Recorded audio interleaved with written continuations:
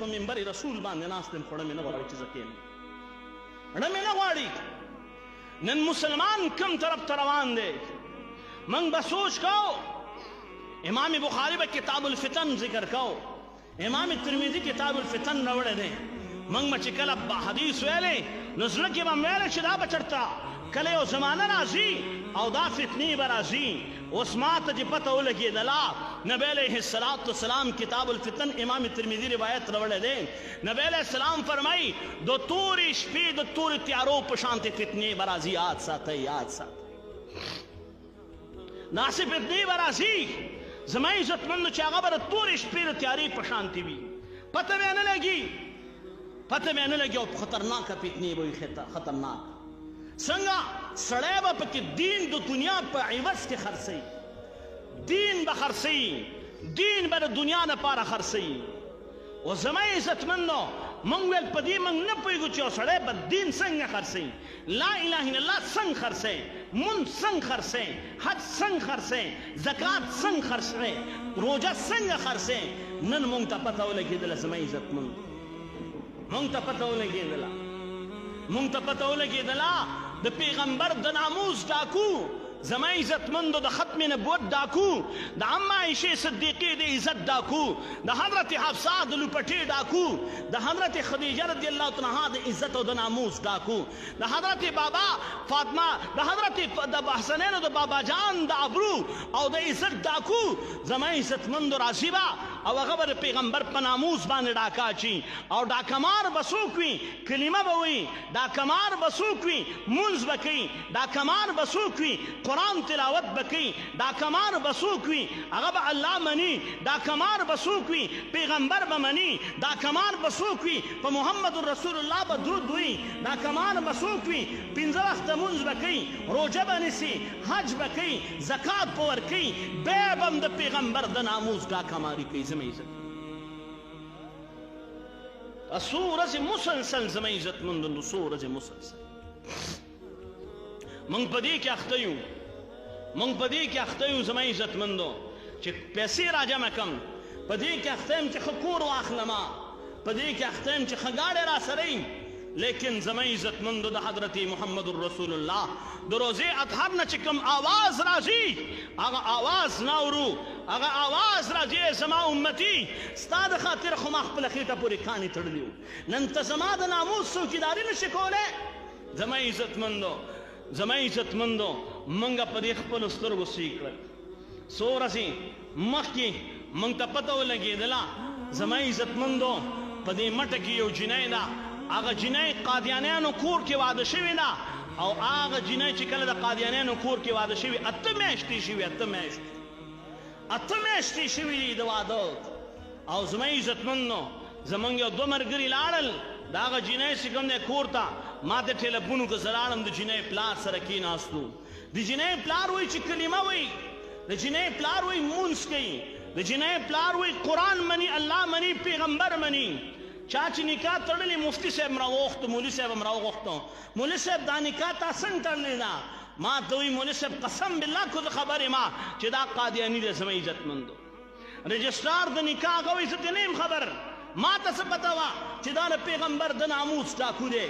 او زما عزتمندو د جنۍ پلار د هغوی چې کوم دی هغوی جذباتو ته سلام پیش کوم، هغه ماشومې جنۍ ته سلام پیش کوم زما عزتمندو چې هغې په خپله وویلې. او زما چې کوم دی موده مخکې شک پیدا شوم، دی به تلل د جمعې په ورځ باندې په پېښور کې چې د دوی کوم خصوصي د عبادت ځایونه دي، مور به ورته ویل هغه ځای ته لاړ شه. دی به لاړل، بیا به 4-5 بجې مازدیګر راتلل، او لاهور ته به تلل یا ملتان ته به لاړل، نو بانه به یې کوله چې موږ ځو او هلته واده دی، ښادي ده، هغې دپاره ځو. چې واپس به رالی نو مور ته به یې ویلې یا پلانکۍ ښځې ویلې چې ستا مور ولې رانله؟ وی ما به شک پیدا شو چې څه مسله خو شته دی، څه مسله خو شته دی. زما عزتمندو الحمدلله ثم الحمدلله هغه مسلمانانو خپل لور کور ته راوستله،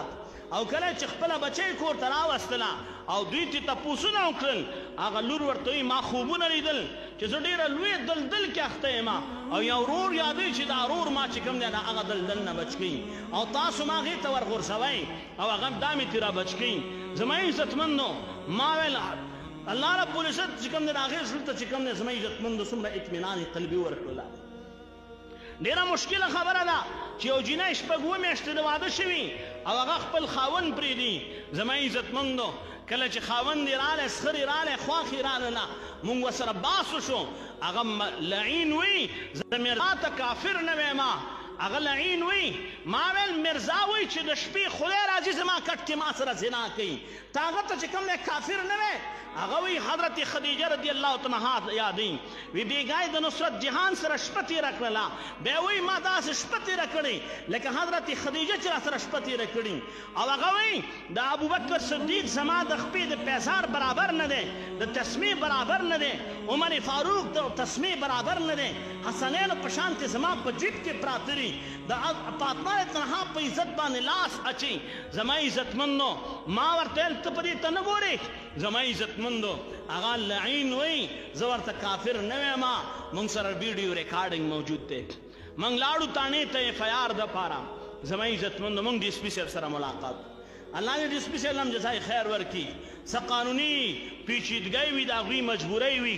موږ ته خبرې اترې مو ورسره وکړلې خو ډي اس پي صاحب په دې خبره باندې هغوی چې زما ذهن کار نه کوي زه په دې نه پوهېږم دا ستاسو د علماو فیلډ دی بیا لاړو موږ ته ویل تاسو لاړ شئ ډي پي او صاحب له موږ ډي پي او صاحب له لاړو الله دې ډي پي او صاحب له مې عزت ورکړي زموږ خبره یې واورېدله او ډي اس پي صاحب ته یې ویل چې ته په دې انکوایري وکړه هغه هلک یې راوغوښتو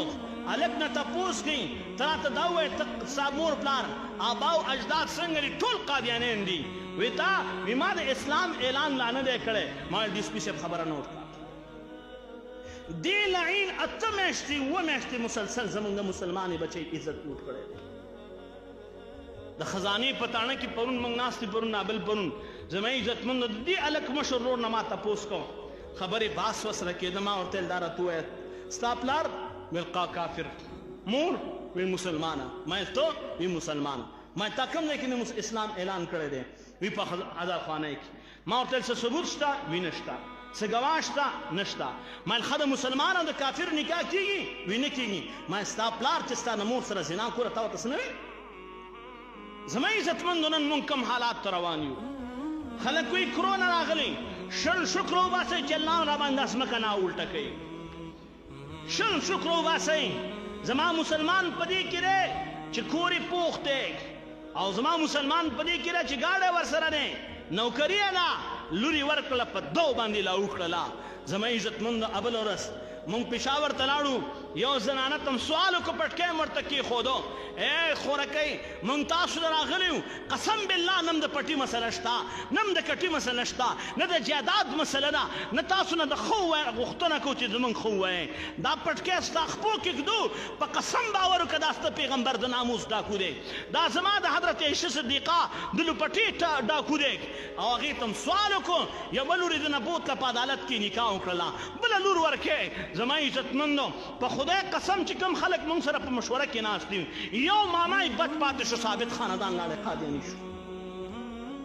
یو ماما بچ پاتې شوی دی نور ثابت خاندان لاړی او زما عزتمندو څوک وړه تقسیموي څوک پیسې تقسیموي زما د مسلمان ایمان اخلي زما د مسلمان ایمان اخلي او زما عزتمندو الحمدلله ثم الحمدلله مونږ چې کوم دی د دې انتظامی شکریه هم ادا کوو چې الحمدلله د دې علماو خبرې واورېدلې او چې کوم زموږ قانوني حق دی د دې آیین د دې ملک د آیین کې چې کوم حقوق زموږ د مسلمان دي د هغه حقوقو د دفاع دپاره الحمدلله ثم الحمدلله په هغې کې موږ په هغه باندې اف آی آر وکړو 298 د پاکستان د آیین مطابق د میجر ایکټ مطابق په ده باندې اف آی آر کېږي الحمدلله د KPK په تاریخ کې لومبني ځل په ده باندې موږ دا اف آی آر وکړو او 493 زما عزتمندو چې یو سړی د حلالې نکاح چاله چانسه ورکي دوکه ورکي د حلالې نکاح او هغه چې کوم دی زما عزتمندو مسلمانې بچی سره زما عزتمندو دوکه ولا ورکي چې دا نکاح زما او ستا په منځ کې حلاله ده او مباشرت ورسره وکړي او حالانکه هغه نکاح ناجایز وي زمانه پاکستان د میجر ایکټ لاندې په هغه باندې 493 زما عزتمندو دفعه لاګو کېږي 25 سال پکې قید دی الحمدلله ثم الحمدلله شپم چې کوم دی زما عزتمندو تېره کړله ناوخته کورونو ته رالو یوه نیمه بجه کورونو ته رالو لیکن په رب کعبې قسم الحمدلله دغه مرګرو محنتو د دغې مرګرو تګو دو د انتظامیې چې کوم دی زما عزتمندو هغه د اسلام سره محبت پسندي وه زما اسلام پسندي وه چې الحمدلله کوم چې د آیین پرو کې کوم اف آی آر کېدو هغه اف آی آر هم کړو وخت یې واغستو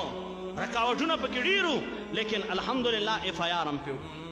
او زما انشاءالله العزیز د رب نه امید دی اوس به انشاءالله د هغې دپاره مونږ چې کوم دی وکیل کوو زه چونکې اوس هم په دې کې چې مونږ ته زه بازار کې هم اطلاع رانله د دې ماشومې چې کوم دی مونږ ټیسټ کول غواړو په دې پوهېږم ما ملګرو ته ویل جینۍ راوخېجول هسپتال ته هم بوتله زه چې کوم دی اوس رالم ناوخته و کپړې مې هم بدل نه کړې ومې هم نه نامبل د دې د وجې نه چې زما عزتمندو مونږه دا وخت چې کوم دی انتهایي مونږ سره لازق دی او بیا د هغې نه پس الحمدلله ثم الحمدلله اوس د مانځه نه پس به بیا په دې کې چې کوم دی مونږ تګ و دو کوو او مسلمانانو ته ویو چې تاسو زما عزتمندو سوال درته کوو خیر درنه غواړو او داسې خطرناک کفر دی داسې خطرناک په دارالعلوم حقانیه کوړه خټک کې یو طالب علم دی مونږ سره شته درېیمه درجه کې سبق وي پلار یې خامیر صاحب دی لور یې ورکړې ده او چې لور یې ورکړې ده پته هم ورته نه لګي د قادیاني کور ته تلې ده لور چې کور ته واپس راغلې ده رور کور کې دی په چوټیانو کې ورته وایي وروره تاله د اسلام دعوت در کوم مسلمان شه هغه ورته وایي مدرسه کې سبق وایم د قرآن حافظ یم په مدرسه کې سبق وایم علم کوم مسلمان یم ځکه دا هر څه کوم وایي نه مدرسه هم پرېږده دا هر څه پرېږده احمدي مسلمان شه احمدي مسلمان شه دا د مسلمان بچی دی د مسلمان بچی دی دا د مسلمان بچی دی موږ مسلمان په دې کې زما عزتمندو چې موږ به څه کوو څه به کوو حالات کوم طرف ته روان دي د مسلمان په ایمان څنګه ډاکه اچي په خدای قسم موږ پرون چې اف آی آر کوو زما عزتمندو او په هغه اف آی آر کې پرون بل پرون چې اف آی آر کېده تاسو دا ومنئ چې د لاهوره پورې د قادیانیانو مربي لګېده ټلیفونونه پکې کوي د لاهوره پورې د لاهور نه زما عزتمندو د لاهور قادیانیان مربي قادیانیان په دې کې ټلیفونونه کوي تر دې پورې د بار ممالکو نه پکې خلک ټلیفونونه کوي چې په دې سړي باندې اف آی آر ونشي الحمدلله وشو الحمدلله اف آی آر پې وشو خو تاسو ته سوال کومه درخواست کومه منت کومه د دې ویډیو په وساطت سره ټولو مسلمانانو ته ظلم نیسمه چې دا ستاسو بچی چاله ورکوئ سبا به د قیامت په ورځ باندې دا بچی ستا ګریوان ته لاس اچي د پلو والا لی ورکوئ په بازار کې به ګروفي خرڅوي هغه لی ورکوئ چولو والا ورکوئ خو چې پته ورته لګي چې مسلمان دی زما عزتمند زما او ستا د ایمان ډاکونه دی کور ته مه ګوره چوپړی ته مه ګوره ګاډي ته مه ګوره ایمان ته وګوره دا لور چې نن زما د مسلمان بچی لاړه ده کوم طرف ته لاړه ده د دې په وجه به د دې پلار د جهنم خشا